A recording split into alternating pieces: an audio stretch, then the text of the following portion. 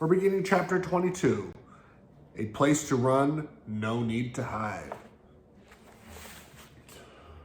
Alex Houston had maintained his capacitor distributing business cover throughout the years, routinely changing company names and customers. By summer's end in 1987, Houston had stumbled onto a legitimate sales inquiry from the People's Republic of China. Unable to profitably manage a legal business, he took on a partner whom he said checked out to have a curious but inconclusive association in U.S. intelligence. This partner was Mark Phillips.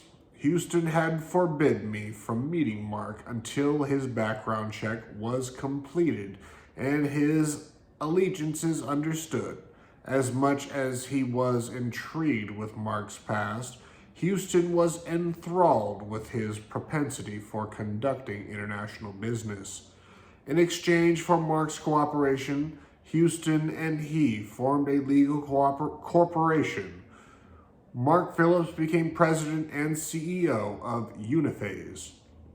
It wasn't long thereafter that he won Houston's confidence through repeating professional successes, and Houston permitted me to meet him. I sensed right away that Mark was very different from the other men I encountered routinely. He treated me as though I were a person, and his eyes revealed no sexual interest in me at all. Instead of discussing world domination, slavery, pornography, drugs, and genocide like the other men I knew, he introduced me to the raccoons he had years ago rescued from certain death and then tamed. I was deeply impressed with how his wild pets loved and trusted him. I could not think to trust, ask for help, or even question at the time what it was that made Mark different. In the fall of 1987, Kelly was enrolled in Nashville, Tennessee's St. Pius Catholic School.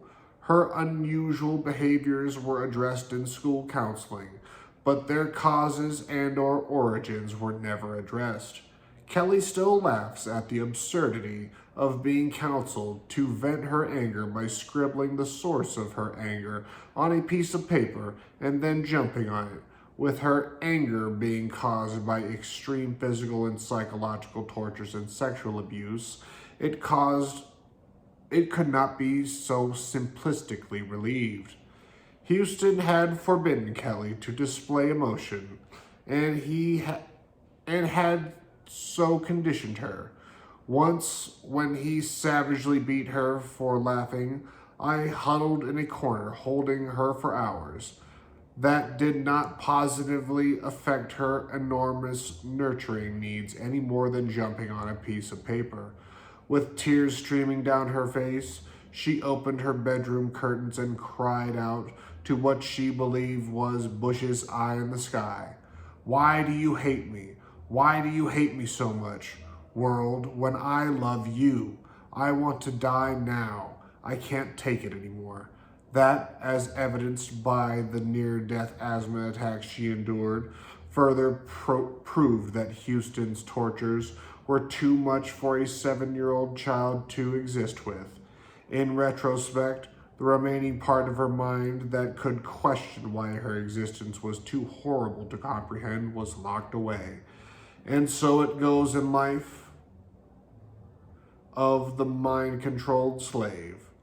In December 1987, on my 30th birthday, launched the final countdown to my death.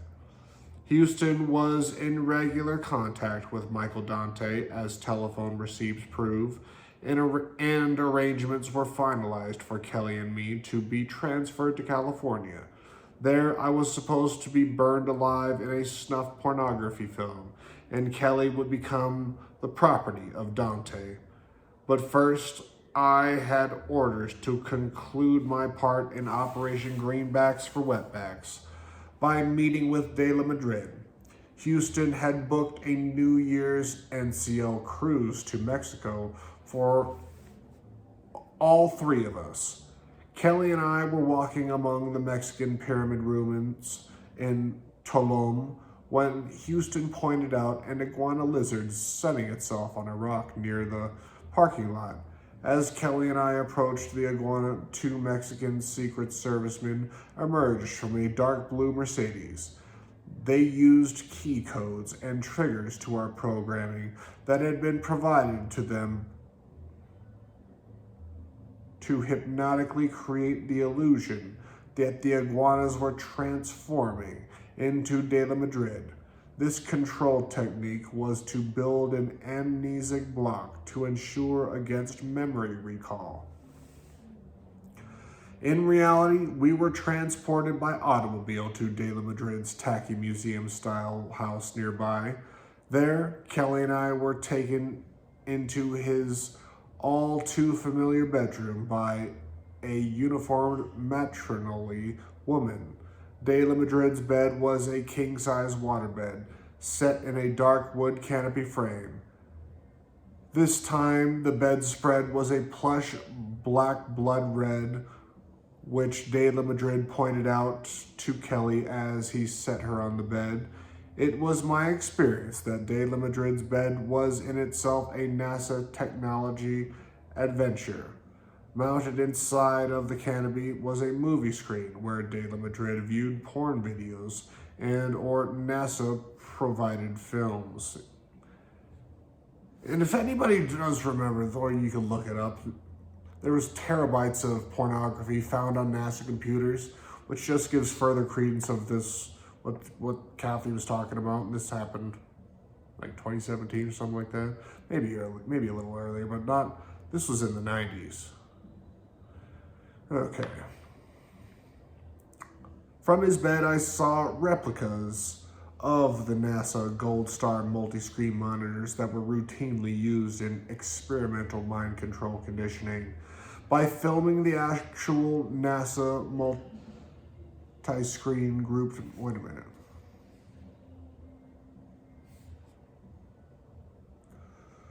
NASA's Gold Star multi-screen monitors that were routinely used in multi-screen grouped monitors. The resultant video provides the illusion of seeing a Gold Star multi-screen when shown on a single screen, such as was built into De La Madrid's bed canopy. For example, once when I was in his bed, the same light blue sky with moving clouds was depicted on the monitor screens that NASA had used to lock in my programming. Somewhere in time, De La Madrid showed on his canopy movie screen. He further enhanced the effect by having me hypnotically float drift on his waterbed, which he had covered with a spread of similar light blue sky with clouds print. My previous NASA programming was easily accessed somewhere in time through this simple but nevertheless complex visual triggering method. The pornography shown was of me from previous taping, alternating with built-in video camera, projecting our sex acts onto the screen as they occurred. This time, De La Madrid said, "Let us end where we began," referring to my witnessing the rape of my daughter in Shasta. He ordered me to undress and recline against the headboard of his bed. At the foot of the bed, he began pulling Kelly's jeans off, and as he said, "You gave birth to her just as you gave birth to the border agreement, and now your role is through on both counts. The tears she will shed as you burn cannot extinguish the flame of passion you have passed on to her. Your intense sexuality has been regenerated in her, and this hormonal experiment in genetics will successfully evolve for generations to come. Your role is complete, and thanks to my friends in Washington, NASA has perfected the formula and given birth to the technology of mirrored procreation using recreated bloodlines. The only detectable difference makes the blood run cold. Reptilian, see for yourself. De La Madrid gestured up to the canopy screen, where the NASA created video of my giving birth to the lizard was depicted. By this time, the NASA provided designer drug for mind control, Tranquility, had been administered and was kicking in full force. My eyes were hypnotically fixed on the video as he began performing oral sex on my daughter. She was too rendered helplessly defenseless by the drug and quietly complied with his every demand. Using specific commands, De La Madrid ordered me to spread my legs and display the vaginal mutilation carving. He positioned himself over Kelly's face, smothering her with his penis while he performed oral sex on my carving. When at last we were returned to the NCL cruise ship, Kelly and I were vomiting sick from De La Madrid's abuse and the high voltage trauma that followed. An unusually large shipment of cocaine and heroin had been loaded, which was transferred into the walls of our custom-built motorhome once we docked at Key Biscayne, Florida. Houston supposedly stayed aboard ship for the next week of his engagement, while I drove the motorhome full of drugs and my sick daughter to Houston's farm where we resided in Tennessee. By the time Houston returned to Tennessee from the NCL cruise, Ken Riley had already emptied the motorhome and dispersed the drugs as previously planned. The only business Houston had to attend was implementing the final phase of Trance, Trance, referring Kelly and me to Dante and being updated by Mark Phillips' latest successes. Houston immediately began programming me to not take anything but Kelly's and my clothes when sent to Dante. At the same time, Mark Phillips and I had reached a level of communication that was new to me. Although I had no conscious understanding of what he was saying, the truths he spoke resounded through the depths of my being. For instance, when he showed me his Back to the Future DeLorean sports car, he wisely, cryptically stated, "Sometimes you have to know where you've been in order to know where you're going." Just before Kelly and I were to leave for California, Mark asked me to help him force Houston out of the business by providing him with the files on suspected corporate criminal activity that Houston kept hidden at our house. Not only did I gladly do so, but somehow I was able to ask for help in return.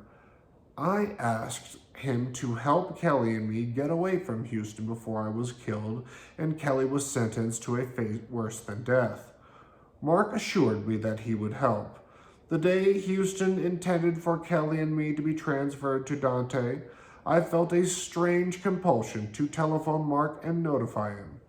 That morning, Houston drove to Mark's office, believing he was going to meet with him later that day, but Mark had brought a team of movers to the house and rescued Kelly and me. He had brilliantly intercepted us as we were being passed to our farm pets from Houston's abuse. He not only found good homes for our livestock, but he had arranged for them to be loaded and transferred during our frantic rush to move out of Houston's house. Within 2 hours, Mark safely moved Kelly, me, our pets, and livestock to freedom. Despite brilliant orchestration, pandemonium broke out when it was discovered that Kelly and I had been intercepted and detoured from our intended demise. "Wake up, Sleeping Beauty," Mark said as he gently roused me with a cup of fresh coffee. "Welcome to the new day." My eyes opened. I had never experienced such kindness before, and it seemed like a whole new world to me. Mark presented me with a beautiful watch, which he strapped on my wrist. Noting my wonder and surprise, he explained, "Now you will always know that I gave you the time of day."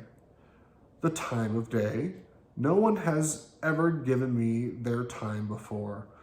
They only took mine, and I never wore a watch before.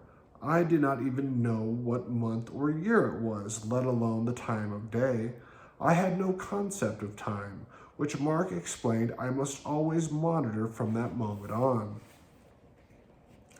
You say someone is trying to kill you. Why? Mark asked. I could not think to answer. I was totally amnesic.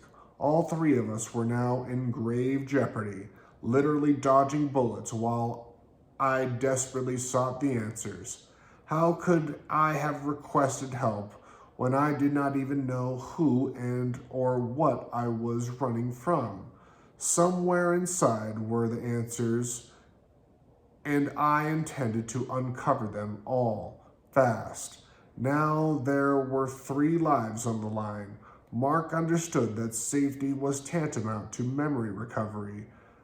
At the same time, none of us could be safe until I could recall who and what we were up against. Mark quickly sold everything he owned, including his DeLorean, retaining only basic necessities. He also sold the motorhome which had been awarded me in my divorce from Alex Houston. Using these funds, Mark took Kelly and me to the peaceful wilderness of Alaska. February 4th, 1988, marked the beginning of life for Kelly and me, free from our mind-controlled existence. It also marked the beginning of a new kind of survival as we embarked on the most dangerous game of international proportions. Despite death threats and attempts, intimidation, and cover-ups, we have surveyed these past 7 years by refusing to keep secrets, which is in itself another story. I'll do the epilogue tomorrow, I guess, yeah. I can only take small doses of this book. I'm sure you can understand.